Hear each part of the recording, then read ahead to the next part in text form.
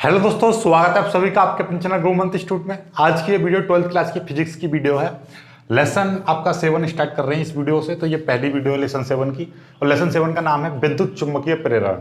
ये आपका एनसीईआरटी में दे रखा है, एमपी बोर्ड, बिहार बोर्ड, सभी बोर्डों में दे रखा है लगभग। ठीक है, तो स्टार्ट करते हैं। इसमें क्या है, इस चैप्टर को पढ़ने से पहले थोड़ी सी बेसिक नॉलेज आपको पता होनी चाहिए। जैसे कि इससे पहले आपने क्या सीखा था, इससे पहले सीखा था कि जब कोई आवेश गति करता है तो वो चुंबकीय क्षेत्र उत्पन्न कर देता है। तो ये तीन चीज बातें आपको किसने बताई थी? ये अर्स्टेड ने बताए थे, अपने एक्सपेरिमेंट किए थे।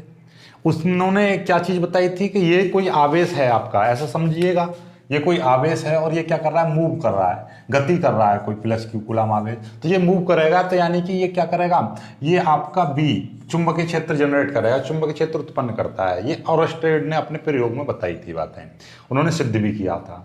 और ये आप जानते भी हो कि जब कोई आवेश गति करता है तो वो चुंबकीय क्षेत्र, यानी आवेश, भाई आवेश की यहाँ पे बात होती है, तो आवेश क्या वैद्युत क्षेत्र तो उत्पन्न करता ही करता है हमेशा। यदि वो स्थिर है तो केवल वैद्युत क्षेत्र उत्पन्न करेगा, और यदि गति कर रहा है तो वो वैद्युत क्षेत्र के साथ में चुंबकीय क्षेत्र भी उत्पन्न करता है।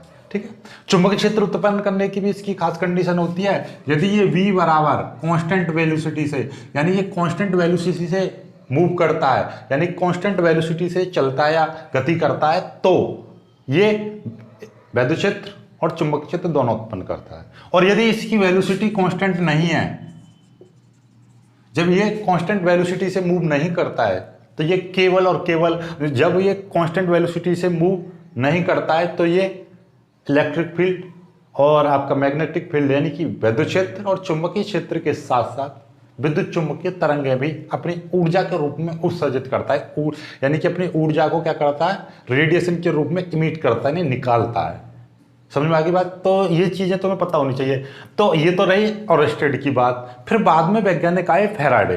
तो फैराडे ने क्या किया कि भाई आवेश के कारण चुंबकीय क्षेत्र उत्पन्न हो रहा है, आवेश के कारण चुंबकीय क्षेत्र उत्पन्न हो रहा है, तो उन्होंने उल्टा दिमाग लगाया कि भैया चुंबक के कारण, यानी चुंबकीय क्षेत्र के कारण हम विद्युत धारा यानी कि विद्युत क्षेत्र उत्पन्न करेंगे।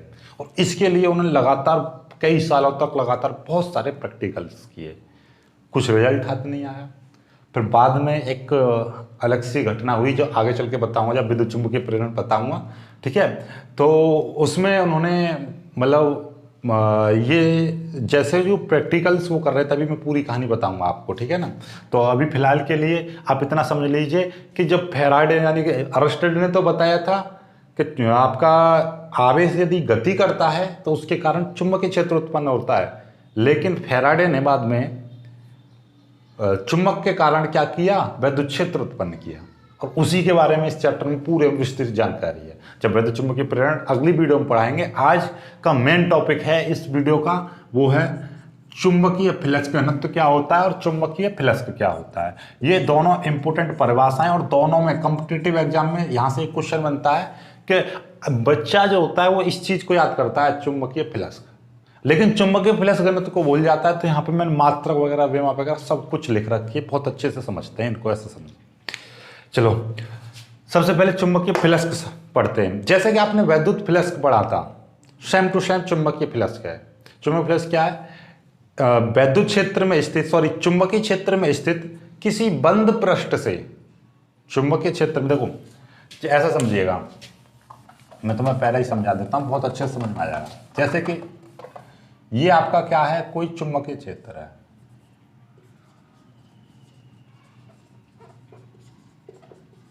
ये क्या है, चुंबकीय क्षेत्र है।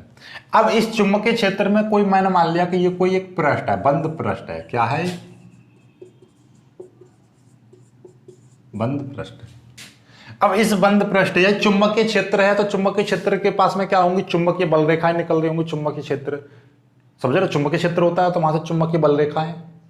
अब ऐसा समझिएगा कि ये मान लीजिए एक चुंबक और एक चुंबक है, ये दोनों आपस में आती हैं तो चिपक जाती हैं, या फिर इसको मैं घुमा के लगाऊंगा तो ये चुंबक आगे आगे जा रही है। ये क्यों जा रही है? क्योंकि यदि ये एक चुंबक है और ये मान लीजिए लोहे के टुकड़ा है, इनको ये आकर्षित कर रही है, तो किसके कारण कर रहे हैं? क्योंकि यहाँ पर कुछ ना कुछ इसको खींच रहा है, अदृश्य किरणें होंगी जो कि इसको खींच रही हैं अपनी ओर, है कोई ना कोई फोर्स लग रहा है।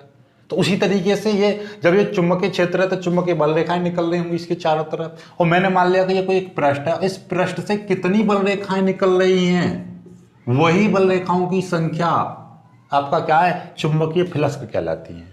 लेकिन इसमें थोड़ी सी खास कंडीशन लगा देते हैं, स्टैंडर्ड कंडीशन। ये क्या है कि किसी वैद्युत चुंबकीय क्षेत्र में, किसी चुंबकीय क्षेत्र में स्थित बंद पृष्ठ से लंबवत, बंद पृष्ठ से लंबवत लगा दो बस, किसी बंद पृष्ठ से लंबवत गुजरने वाली चुंबकीय बल रेखाओं को चुंबकीय फ्लक्स कहते हैं, या उस पृष्ठ से बद्ध चुंबकीय फ्लक्स कहते हैं, या उस पृष्ठ का चुंबकीय फ्लक्स कहते हैं। तो क्लियर होगी बात। अब थोड़ा सा एक चित्र देखो मैंने बना रखा है, इसको देखिएगा।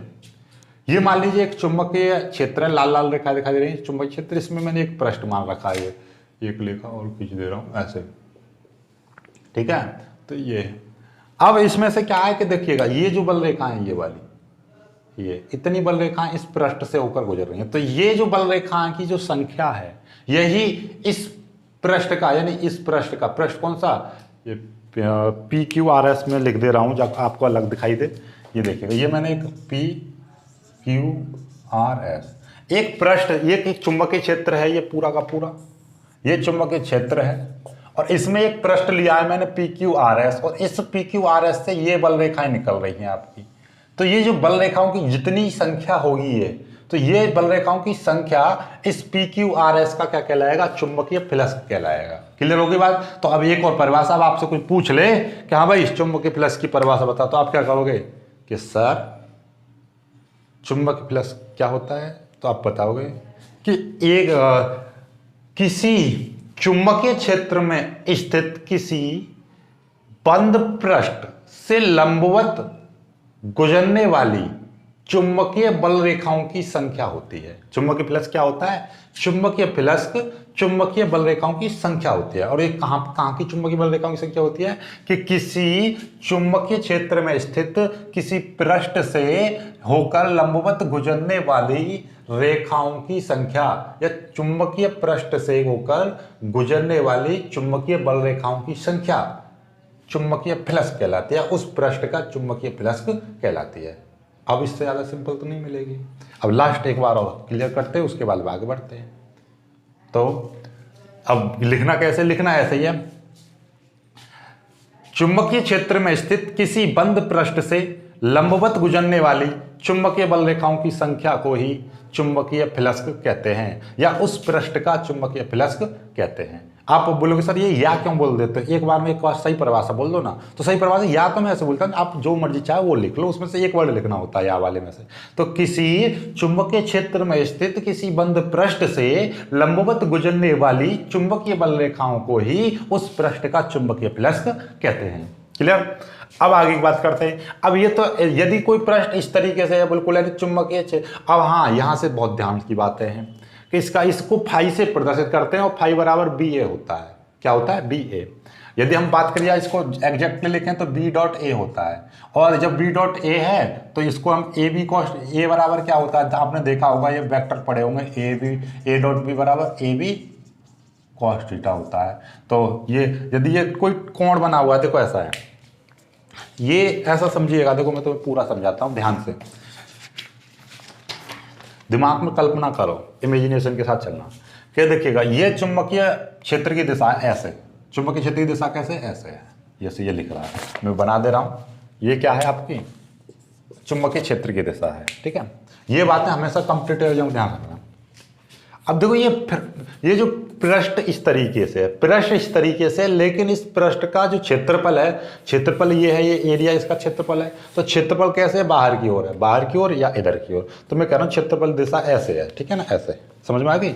अब चुंबकीय क्षेत्र की दिशा ऐसे, समझ में आ रही, चुंबकीय क्षेत्र की दिशा ऐसे है, और ये जो कोण है मैंने ऐसे करके, ये जो चुंबकीय ये जो है ये फ्लक्स मैंने ऐसे रख दिया, तो ये कुछ ना कुछ कोण बना रहा है इसके साथ में, या ऐसे कर दिया मैंने, तो ये अपना चुंबकीय क्षेत्र की दिशा से कुछ कोण बना रहा है। यदि ये कुछ कोण बना रहा है तो आपका BA cos थीटा लगेगा, और यदि सादा कोण आपका ये सीधा का सीधा है तो आपका क्या है, आप ऐसे के ऐसे ऐसे है, यदि ऐसे है यानी कि चुंबकीय क्षेत्र, ये क्या है आपका चुंबकीय क्षेत्र की दिशा, और ये जो पृष्ठ है चुंबकीय क्षेत्र की दिशा के यदि लंबवत है तो ये बी ए आएगा केवल, और यदि ऐसे कोई भी कोण बना हुआ है तो आपका बी ए cos थीटा आएगा। सर आप तो इसमें आपकी एक चीज बात सीखी कि लंबवत होने पर तो थीटा बराबर 0 अंश लिया जाएगा।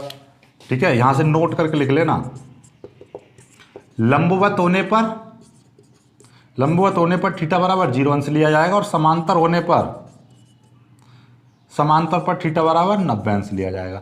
आपने आज तक सीखा था कि भैया लंबवत पर तो 90 डिग्री लिया जाता है, फ्लक्स में ये उल्टा होता है। जहां जहां कहीं पे भी आप पूरी फिजिक्स में कभी भी बीएससी से लेकर एमएससी तक कहीं पर भी फ्लक्स पढ़ोगे तो वहां पे हमेशा समांतर के लिए 90 अंश लगाया जाएगा और लंबवत के लिए 0 अंश लगाया जाएगा। ऐसा क्यों होता है? ऐसा इसलिए होता है, देखो चुंबकीय क्षेत्र की दिशा ये है और ये पृष्ठ है, तो पृष्ठ लंबवत रखेंगे तो ऐसे रखा जाएगा है।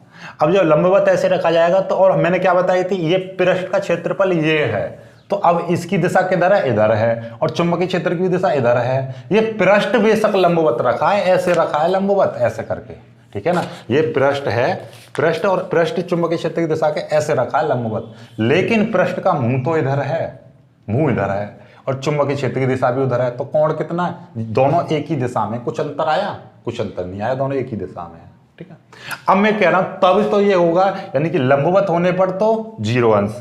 ठीक है, अब समांतर का मतलब क्या है? ये पृष्ठ है और ये चुंबकीय क्षेत्र है, समांतर का मतलब एक ही दिशा में ऐसे रख दूं मैं। जब ऐसे रख दूंगा तो इसका मुंह कहां पे चला गया? इस पृष्ठ का मुंह ऊपर चला गया, ऊपर, और चुंबकीय क्षेत्र की दिशा इधर और पृष्ठ का मुंह ऊपर।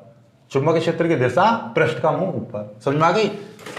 चुंबकीय क्षेत्र की दिशा ऐसे, पृष्ठ का मुंह ऐसे, तो कितने अंश का कोण बन गया? 90 डिग्री ऐसे करके। ठीक है, यानी कि ये आपका इस तरीके से समझ में आई ना बात? देखो मैंने क्या बताई, जैसे ये पृष्ठ का मुंह है और हमने समांतर रख दिया, समांतर ऐसे रखा जाएगा, चुंबकीय क्षेत्र की दिशा इधर, ऐसे समांतर, तो ये मुंह इधर चला जाएगा तो 90 डिग्री का कोण बनेगा, और 90, इसीलिए ये समझ में आ गई। तो हमेशा ध्यान रखना, ये कभी कभी आ जाता है, ठीक है, फ्लक्स समांतर होने पर थीटा बराबर कितना, तो मतलब आदमी भूल जाता है, समांतर आने पर 0 अंश लगा देता है या 180 अंश लगा देता है, लेकिन ऐसा नहीं करना है। ये कॉम्पिटिटिव एग्जाम के लिए हर किसी बच्चे को पता होना चाहिए कि ऐसा क्यों होता है। ठीक है, अब यहां से बनता है चुंबकीय फ्लक्स के बारे में ये फॉर्मूला हो गए दो। ठीक है, ये न्यूमेरिकल्स के लिए लगाया जाएगा। यदि आपका ये जो पृष्ठ है सीधा लंबवत रखा है तो ये वाला लगेगा बी ए, और यदि थोड़ा कोण बनाते हुए रखा है तो ये लगेगा। क्लियर है बात? और दूसरी बात, लंबवत होने पर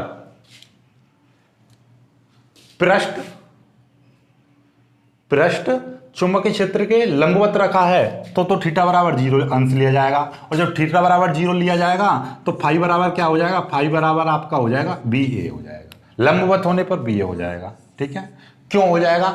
cos 0 का मान कितना होता है? cos 0 का मान 0 होता है, cos 0 का मान 1 होता है, तो इसलिए क्या हो जाएगा आपका बी ए हो जाएगा।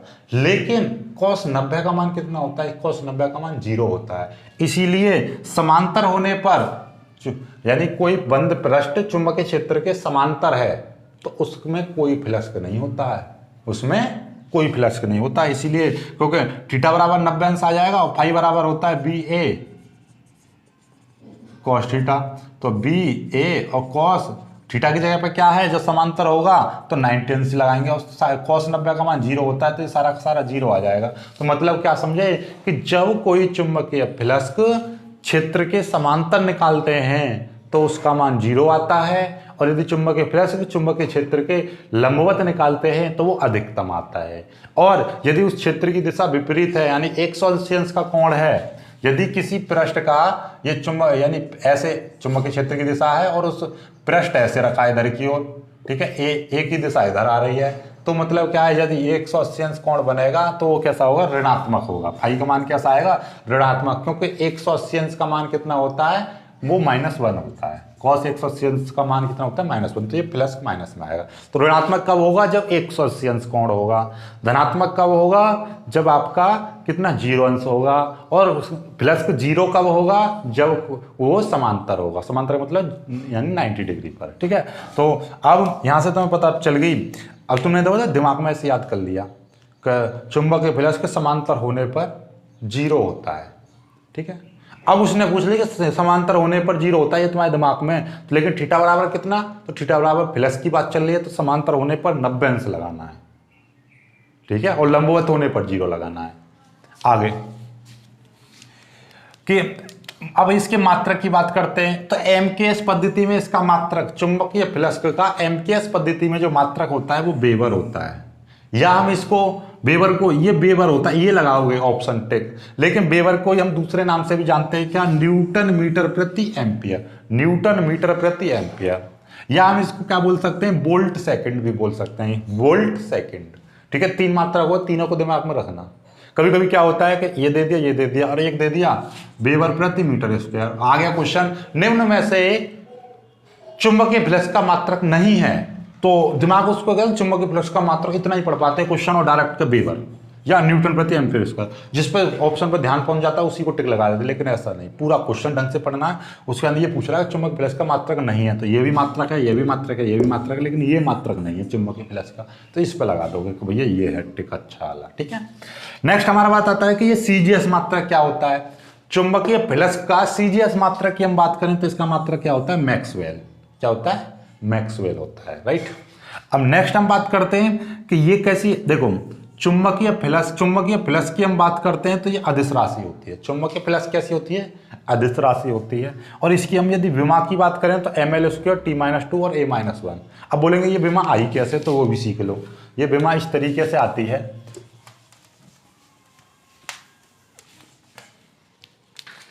देखिएगा कि आपको, देखो ये फॉर्मूला पता है, न्यूटन का मतलब क्या है, ये इसका सूत्र है न्यूटन मीटर प्रति एम्पियर।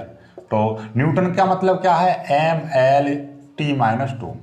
मीटर का मतलब क्या है, मीटर लंबाई का मात्रक है, और ये क्या है, आपकी धारा है, तो ये ए हो जाएगा। ठीक है, और एम्पियर धारा ऊपर ले जाओगे, आवेश की विमा AT होती है, लेकिन एम्पियर विद्युत धारा की विमा ए ही रहती है। तो इसको ऊपर ले जाओगे तो क्या हो जाएगा, एल और एल कितना हो जाएगा, l² t-2 और a-1। ये इस तरीके से आ जाती है विमा। ठीक है, ये क्लियर हो गया। अब बात आती है कि चुंबकीय फ्लक्स के घनत्व क्या होता है, वेरी इंपॉर्टेंट, क्योंकि हम इसको छोड़ देते हैं, चुंबकीय फ्लक्स पढ़ लेते हैं, लेकिन क्वेश्चन यहाँ से आता है चुंबकीय फ्लक्स घनत्व क्या है। कई बार कॉम्पिटेटिव एग्जाम में आ चुका है ये। ठीक है, तो चुंबकीय फ्लक्स घनत्व की हम बात करें तो कैसे सीखें, घनत्व यहाँ पे लग जाता है तो एकांक की बात करता है। तो किसी चुंबकीय क्षेत्र में स्थित एकांक पृष्ठ से जितना चुंबकीय फ्लक्स गुजरेगा, अर्थात जितनी चुंबकीय बल रेखाएं गुजरेंगी, उसको हम क्या कहते हैं, चुंबकीय फ्लक्स घनत्व कहते हैं। मतलब क्या है कि ये अभी हमने चुंबकीय फ्लक्स निकालते समय इसकी कोई कंडीशन नहीं थी कि क्षेत्रफल कितना बड़ा या कितना छोटा है, लेकिन यहाँ की हम बात करें चुंबकीय फ्लक्स घनत्व की, तो हम क्या ले रहे हैं कि किसी चुंबकीय क्षेत्र में स्थित है, कोई चुंबकीय क्षेत्र है, उसमें कोई पृष्ठ स्थित है, तो इस पृष्ठ का यदि क्षेत्रफल कितना है, तो इस पृष्ठ का क्षेत्रफल एकांक है, तो इससे जितनी भी चुंबकीय बल रेखाएं निकलेंगी वो संख्याएं क्या कहलाएगी, चुंबकीय फ्लक्स घनत्व कहलाएगी। ठीक है, तो चुंबकीय क्षेत्र में स्थित एकांक पृष्ठ से जितना चुंबकीय फ्लक्स गुजरता है, या एकांक पृष्ठ का जितना चुंबकीय फ्लक्स होता है, उसी को हम चुंबकीय फ्लक्स घनत्व कहते हैं। इसको यानी कि φ/a, सीधे बात है, इसको मैं बताऊं तो चुंबकीय फ्लक्स घनत्व का मतलब b होता है, चुंबकीय क्षेत्र। ठीक है, क्योंकि ये चुंबकीय क्षेत्र की तीव्रता ही होती है, तो इसलिए हम इसे एक वर्ड में याद करते हैं, चुंबकीय क्षेत्र की तीव्रता को ही हम चुंबकीय फ्लक्स कहते हैं, क्योंकि उसकी परिभाषा भी यही होती है, एकांक क्षेत्रफल में जितना चुंबकीय क्षेत्र की बल रेखाएं जो होती हैं वो चीज। ठीक है, नेक्स्ट हम बात करते हैं इसका मात्रक वेबर था, और चुंबकीय फ्लक्स घनत्व का मात्रक क्या होता है, वेबर प्रति मीटर स्क्वायर, या हम इसको बोलते हैं टेस्ला। क्या होता है इसका मात्रक, टेस्ला। इसके सीजीएस मात्रक का मान कितना था, मैक्सवेल था, इसका होता है मैक्सवेल प्रति सेंटीमीटर स्क्वायर, या हम इसको बोल सकते हैं गॉस। क्या बोल सकते हैं, गॉस। क्लियर। अब नेक्स्ट हम बात करते हैं कि इसका सदिश मात्रक, ये वेरी इंपॉर्टेंट चीज है कि चुंबकीय फ्लक्स जो होता है वो अदिश राशि होती है, जबकि चुंबकीय फ्लक्स घनत्व जो होता है वो आपका सदिश राशि है। इस बात को दिमाग में काउंट कर लेना। ठीक है, नेक्स्ट हमारी बात करते हैं कि चुंबकीय फ्लक्स घनत्व यानी चुंबकीय फ्लक्स की जो विमा होती है वो ये होती है, और चुंबकीय फ्लक्स घनत्व की विमा ये होती है। क्यों, क्योंकि हमने बोला है कि एकांक क्षेत्रफल का जितना चुंबकीय फ्लक्स होगा, तो इसमें एकांक क्षेत्रफल यानी कि एल स्क्वायर बोले तो ए स्क्वायर का भाग करेंगे हम इसमें, यानी कि ए स्क्वायर तो क्या हो जाएगा, सीधी सीधी बात है, जब ए स्क्वायर यानी कि एल स्क्वायर आ जाए, एल से एल कट जाएगा तो कितना बचेगा, ये चीज़ बचेगी आपकी mt-2। तो आई होप कि आपको ये चीज़ सब कुछ समझ में आ गया होगा बहुत ही क्लियरली, ठीक है। तो ये आपका क्या है, पूरा का पूरा निकल गया। और बस इस वीडियो में सिर्फ इतना ही, वीडियो ज़्यादा लंबा ना हो। और जो कल वाली जो वीडियो आएगी वो उसमें आपका हम विद्युत चुम्बकीय प्रेरण, साथ में आपका विद्युत चुम्बकीय प्रेरण के साथ में आपका विद्युत चुम्बकीय प्रेरण संबंधी जो 2 नियम है, फैराडे ने क्या क्या नियम दिए थे, वो दोनों के दोनों नियम भी क्लियर करेंगे। तो नहीं कि इस दोनों को एक साथ क्लियर कर देंगे। न्यूमैन का नियम, लेंज का नियम, इस तरीके जितने भी नियम हैं उन सभी नियमों को क्लियर करेंगे अगली वीडियो में। आई होप आपको वीडियो ज़्यादा पसंद आया होगा। पसंद आया तो वीडियो को लाइक करना, अपने दोस्तों तक शेयर कर देना और चैनल को सब्सक्राइब जरूर कर लेना। और जो लोग नए हैं उनको मैं बता दूं कि मैथ हिंदी की जो तैयारी है हमारे दूसरे चैनल पर चल रही है, जिसकी लिंक आपको नीचे दे रखी है डिस्क्रिप्शन में। उस पर लिखा हुआ है आवर सेकंड चैनल करके, तो उससे जाकर आप वहाँ पर चेकआउट करें वीडियोज़ को और वहाँ पर जाकर सब्सक्राइब जरूर करें। और यदि ग्रुप, व्हाट्सएप ग्रुप फुल हो चुके हैं तो आपके लिए एक टेलीग्राम ग्रुप की लिंक दे रखी है। टेलीग्राम ग्रुप पे ऐसा है कि उस पर 1 नहीं 2 नहीं, मतलब हज़ारों स्टूडेंट ग्रुप में, केवल व्हाट्सएप ग्रुप में केवल 257 स्टूडेंट्स जुड़ सकते हैं एक ग्रुप में, लेकिन टेलीग्राम ग्रुप पे कितने भी जुड़ जाओ। तो वो टेलीग्राम ग्रुप की मैंने एक वीडियो बनाई थी, टेलीग्राम ग्रुप पे क्या फ़ायदा है, तो एक बार ज्वाइन हो गए तुम तो पुरानी वाली वीडियो भी देख सकते हो, पुराना जितना ही मैंने मटेरियल वहाँ पर डाला है वो सारा देख सकते हो, लेकिन व्हाट्सअप पर ऐसा नहीं देख पाओगे। तो इसलिए टेलीग्राम ग्रुप को ज़्यादा ज्वाइन करो, वो ज़्यादा बेटर रहेगा आपके लिए। जो चीज़ मैं व्हाट्सअप पर दूंगा वही टेलीग्राम पर दूंगा, ये कोई टेंशन मत लेना, ठीक है। तो बस बाय बाय।